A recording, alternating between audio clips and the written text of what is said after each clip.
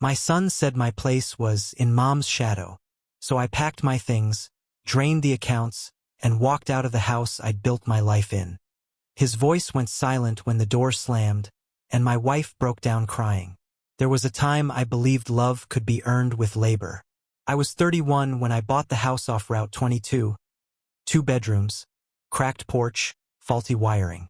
I rewired it myself the week after Rachel and I moved in. She was 29, pregnant, and glowing with the kind of confidence I envied. She said she wanted light, space, and something that didn't smell like mildew. I gave her all of it. I gave her everything. The neighborhood was nothing special. Chain-link fences, barking dogs, a neighbor who mowed his lawn shirtless year-round. But it was ours. Every inch of that house changed under my hands. I pulled the old insulation from the attic with my bare arms. Bleeding fiberglass. Sanded floors until my knees swelled. I still remember the night I installed the second bathroom. Rachel watching from the doorway in one of my old t-shirts, saying, "You're going to work yourself into the ground." I smiled. I thought that's what love looked like. I thought she meant it kindly.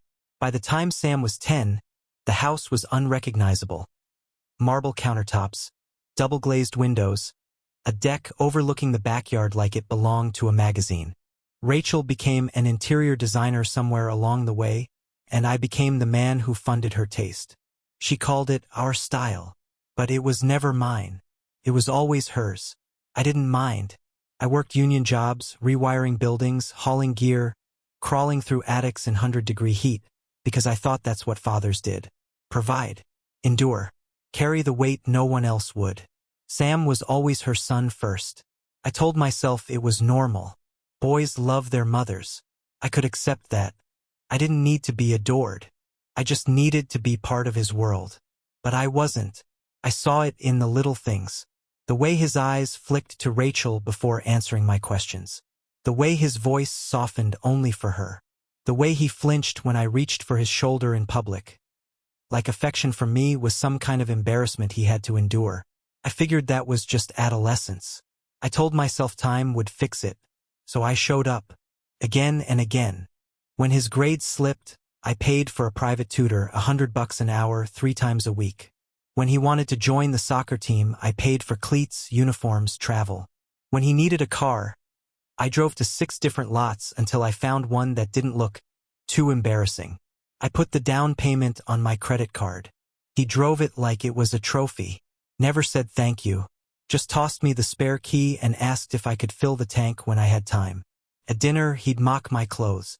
"You look like you're about to narrate a Home Depot commercial," he said once. Rachel laughed, said it was harmless, that I shouldn't be so sensitive. I remember her stirring the pot roast like nothing had happened. Another time, he pulled up an old photo of me in the garage, covered in grease, and showed it to his friends. "This is my dad's vibe diesel chic." More laughter. I smiled with my mouth, not my eyes. You think you can take it. The jokes. The little jabs. You tell yourself it's just a phase. That boys test boundaries. That if you keep showing up, eventually they'll see the man who never missed a birthday, never missed a game, who paid for every scrap of comfort they took for granted. But showing up isn't the same as being seen. The final crack, or what I thought was the final one, came on Sam's 17th birthday. I had spent the morning assembling the grill he said he wanted. Took half a day off work. Burned my hand tightening a bolt with a stripped wrench. Rachel told me not to fuss. It's just a party. But it wasn't just anything to me. I showed up with the cake I bought from the bakery near my job site, chocolate, the one he liked, and I walked into the living room full of his friends. Music was shaking the floorboards. Kids sprawled across couches, holding red cups. Rachel was pouring wine in the kitchen, laughing with another mom. Sam saw me and his smile dropped. "Dad, stay out of this," he said. "It's not your crowd." The words were a knife. The way he said it, like I was some intruder, like I was an embarrassment to be managed. Like I hadn't paid for every square inch of the room he stood in. Laughter followed. Sharp, bright.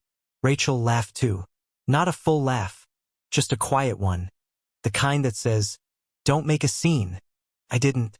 I set the cake down gently on the counter and walked out the back door. lit a cigarette I had promised to quit. Watched the backyard fill with night. It was quiet out there. Just me, the dark, and the sound of my own heart hitting like a hammer in my chest. Rachel didn't come to check on me. She didn't say goodnight. She texted, "You ruin every moment by acting like a victim." I stared at the screen for a long time. I didn't reply, because somewhere deep in the hollow of my ribs, something had started to shift. Something cold. Something final. Sam's graduation was on a Thursday. June heat poured off the pavement like breath. I arrived an hour early. Pressed shirt. Cheap cologne. Flowers wrapped in paper. Camera fully charged. I had practiced how I'd hold it, where I'd stand. Rachel had said the whole neighborhood was coming. Her design clients, his friends, their friends, everyone. It was supposed to be a day to remember, and it was, but not for the reason I wanted. The ceremony was held outside, under a white canopy. Folding chairs on a lawn browned by drought. Sam sat in the third row, black cap tilted back, gown wrinkled like he'd pulled it from a gym bag. He didn't look nervous. Didn't look proud either. Just above it all. He spotted me, gave the faintest nod, then turned away. When they called his name, I clapped until my hands stung. Rachel cheered, standing. Her voice cut through the crowd. "That's my boy." Cameras flashed. Applause.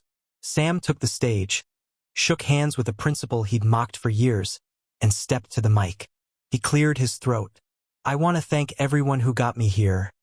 My mom, first and always, my coach who kept me sane, and my neighbor Mr. Klein, who helped with my science project when I nearly failed. You saved me, man." Laughter. A few whistles. He smiled. That was it. No mention of me. Not a word. Not a syllable. Not a glance in my direction. I blinked like I'd misheard. Waited. Nothing. I stood there holding the bouquet. Pink lilies, his favorite. I had driven across town for them. The stems trembled in my hand. I felt the blood drain from my fingers. My breath snagged in my throat like a fishhook. Rachel didn't even look at me. She was already pulling out her phone for a selfie. Later, when the crowd gathered near the fountain for photos, someone called out, "Family pic." Rachel grabbed Sam by the arm, dragged him into position. She stood on one side, her mother on the other. I stepped in behind them, waiting. Sam turned, loud enough for everyone to hear. "Dad, stand in the back. That's where you belong." The camera flashed. My smile froze halfway up my face. I didn't move. Couldn't. Laughter. Even Rachel giggled, brushing it off like a joke. But it wasn't a joke. Not to me. It was a script, and he'd been rehearsing it for years. The photo ended up on her Facebook that night. "Proud of my graduate," she wrote. 73 likes. One of the comments said, "Wow, he's all grown up. Looks just like his dad." Rachel replied, "LOL. Not that dad." I sat in the garage that night, staring at the walls, sweat clinging to my skin like guilt. I hadn't eaten. I hadn't spoken. Just drank warm beer and watched cobwebs flutter in the rafters. Every word from that ceremony looped through my head like a broken film reel. "You saved me, man. Thanks, coach. Mom first and always. Mr. Klein. The neighbor. The neighbor made the list. I didn't." Later that week, the argument happened. Not loud. Not dramatic. Just cold. It was Saturday. I'd been mowing the yard. The sun had baked the grass into brittle needles. I came inside, shirt soaked, saw Sam in the living room. Feet on the coffee table, crumbs everywhere. The remote dangling from his hand like it owed him something. I said, "You going to help with the yard this weekend?" He didn't even look at me. "What?" "The grass," I said. "It's your turn. And the garage still needs sorting. That stuff's been piled up for months." He turned then, slowly, like it cost him something. "Jesus, you're still on this? You've always lived in Mom's shadow, stay there." The air left the room. It didn't move. Not even Rachel.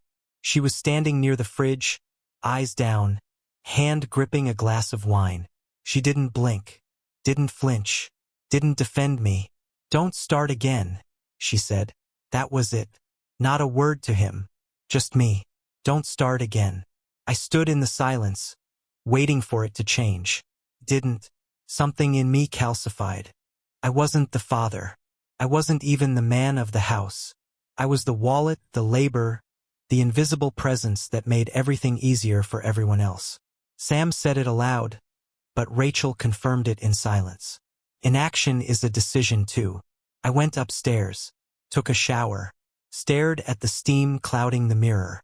I looked like a stranger. My face hadn't changed. Still the same sunburnt nose, the same scar above my lip from a job site accident. But something behind the eyes was different. Hollowed out. I dried off, sat on the bed. Rachel came in, didn't sit, just pulled open a drawer and changed her top. We didn't speak. I watched her like you'd watch someone in a movie you've already seen. Bored, numb, waiting for the ending. Finally, I said, "You heard him." She paused. "He's a teenager. That's your answer?" "He's angry. He's trying to find himself." "By erasing me?" She turned, arms crossed. "Why are you always so dramatic?" I almost laughed, but it wasn't funny. I stood. "You let him say it." She didn't deny it. "I've paid for everything," I said. "His car, his sports, his school, every birthday, every fucking pencil he's touched. And he looks at me like I'm the maid." Rachel didn't blink. "He's just a boy," she repeated. "No," I said. "He's a reflection. Of you, of this house, of what I've allowed." She left the room. The door closed behind her.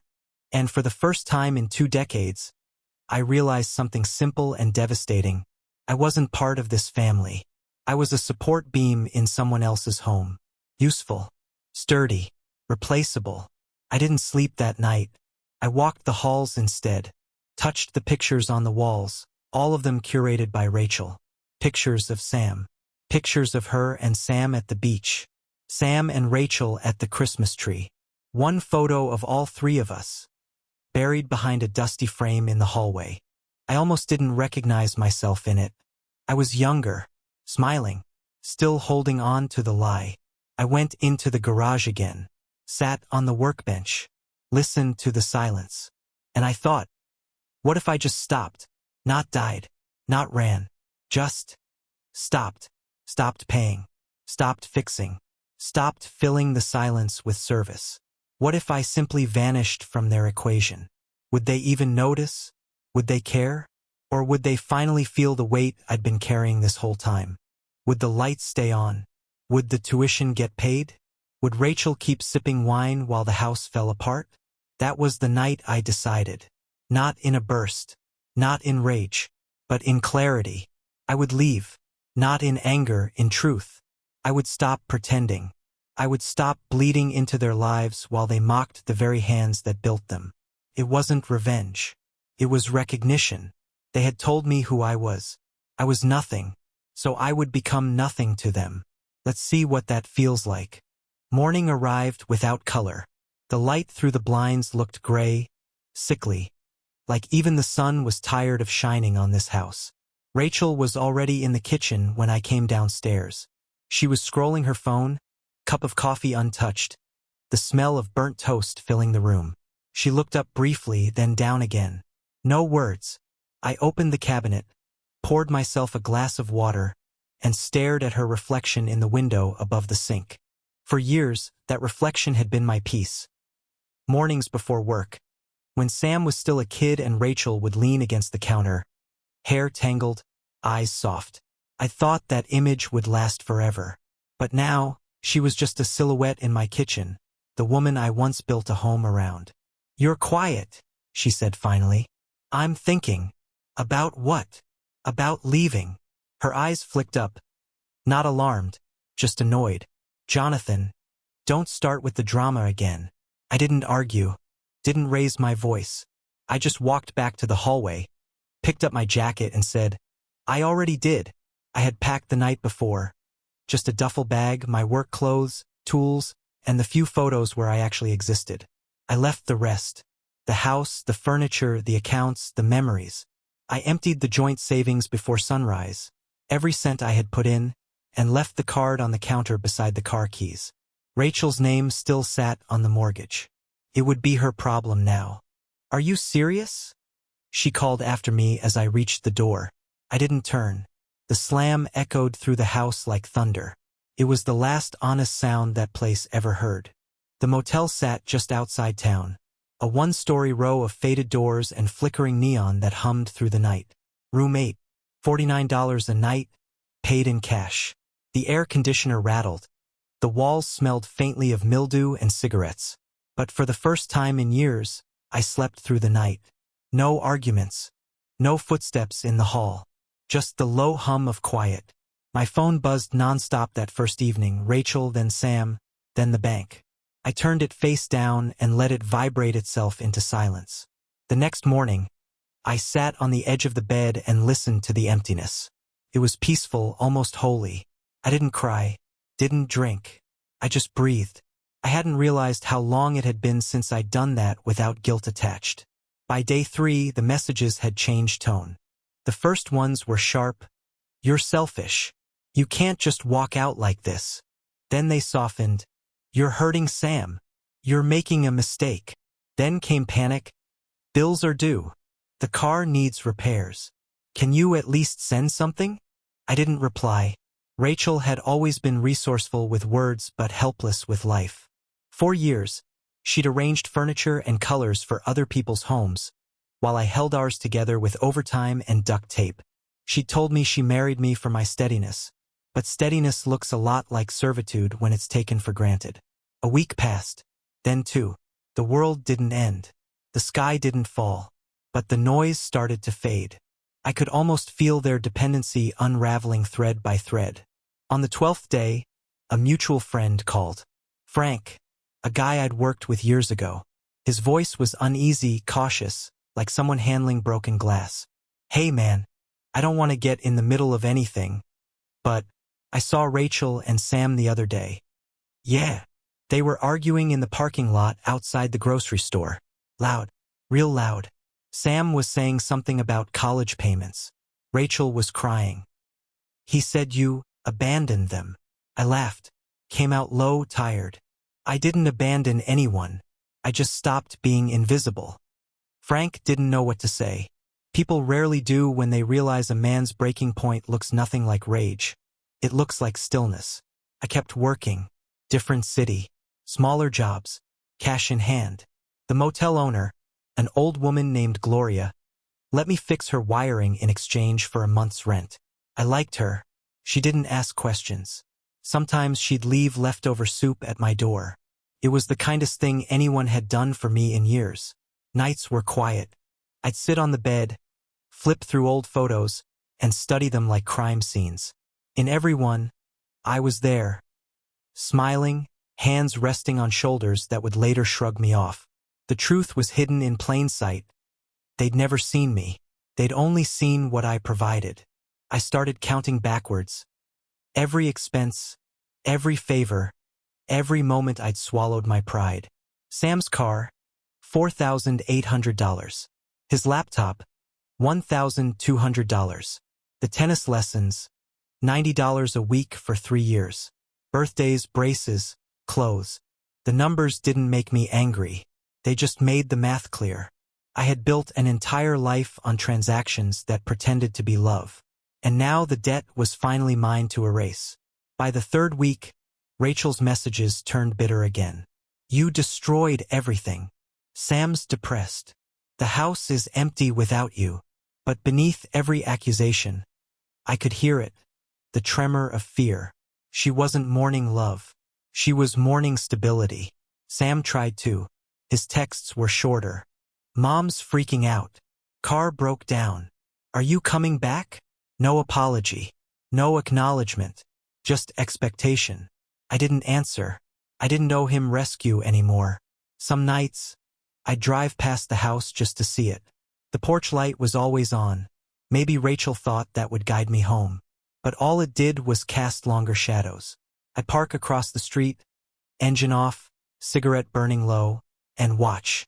I saw movement inside, silhouettes passing through the rooms I built, living like I never existed.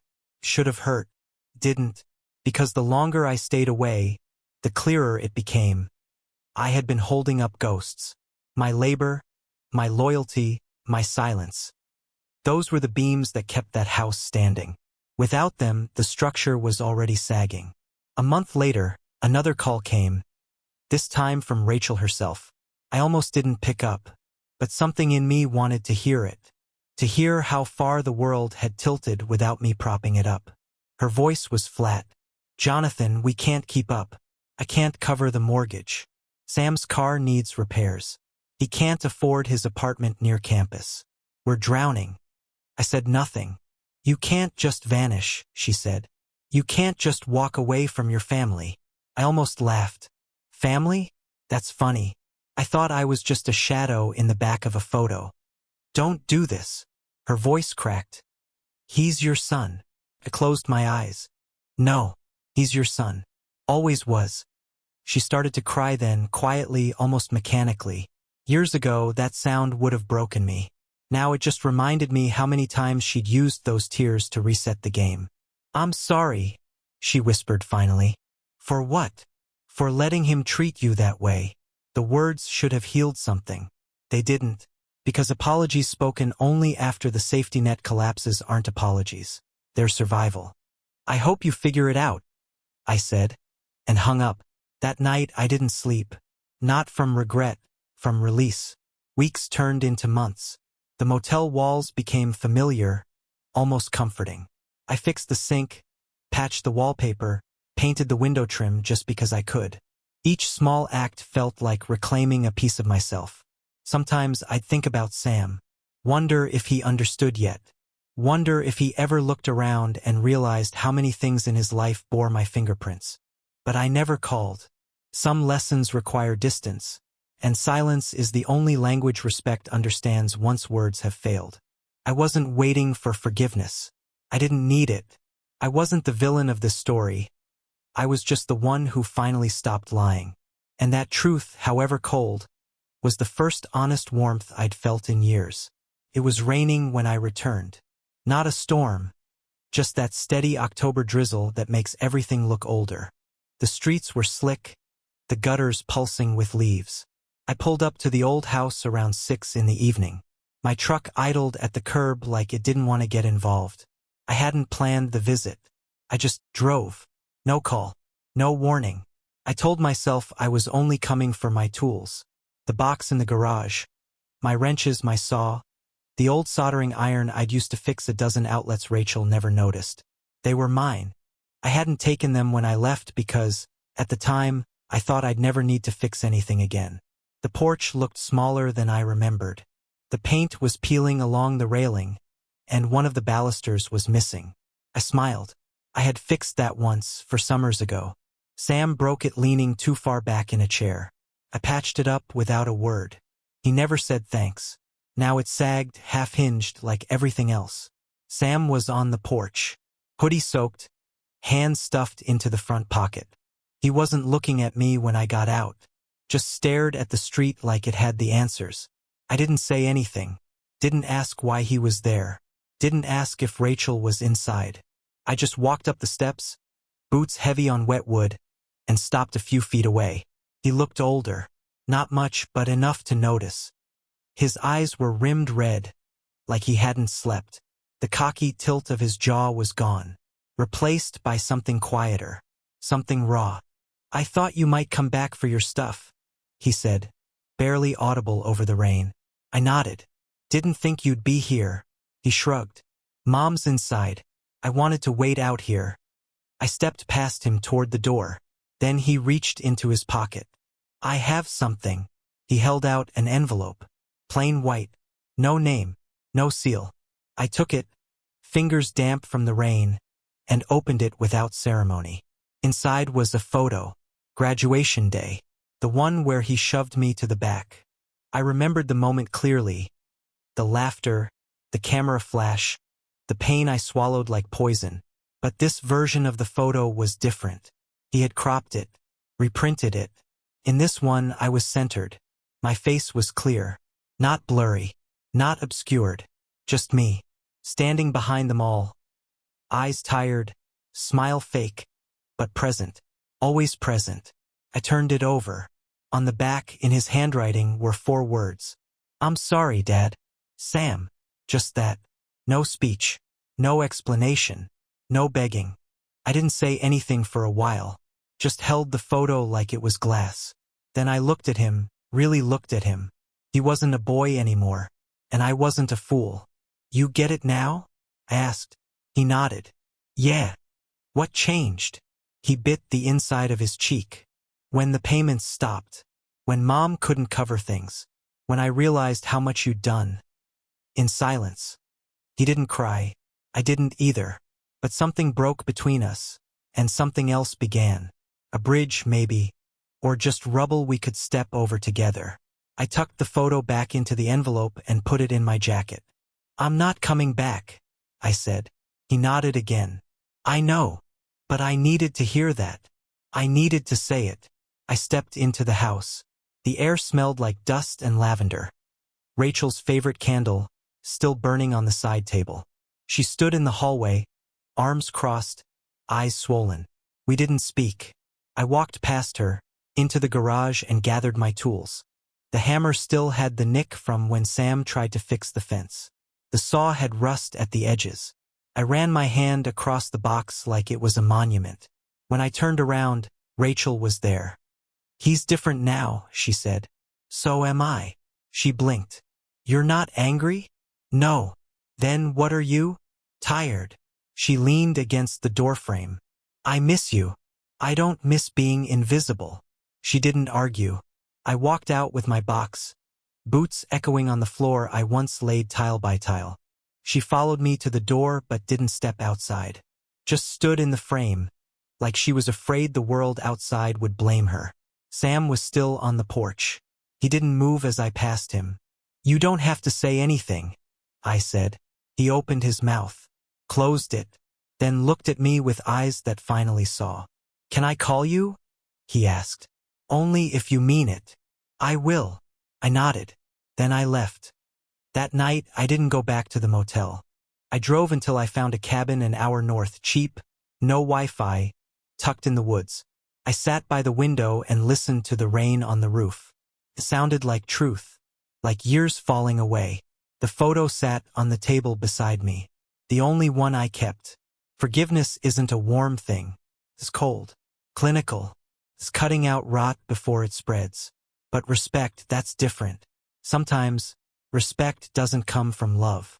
Sometimes it comes from absence, from loss, from finally seeing the shape of the man who carried everything and asked for nothing. It took walking away for Sam to find the words. It took silence to teach him how loud disrespect had been. I don't know if I'll ever move back. I don't know if Rachel and I will speak again. I don't need to know. Because that photo, the one where I was finally seen, is enough. So I ask you, was I wrong to leave? To pull the floor out from under a house that stood only because I held it up? Or was that the only way they'd ever feel what I'd been carrying all along? Tell me, what would you have done?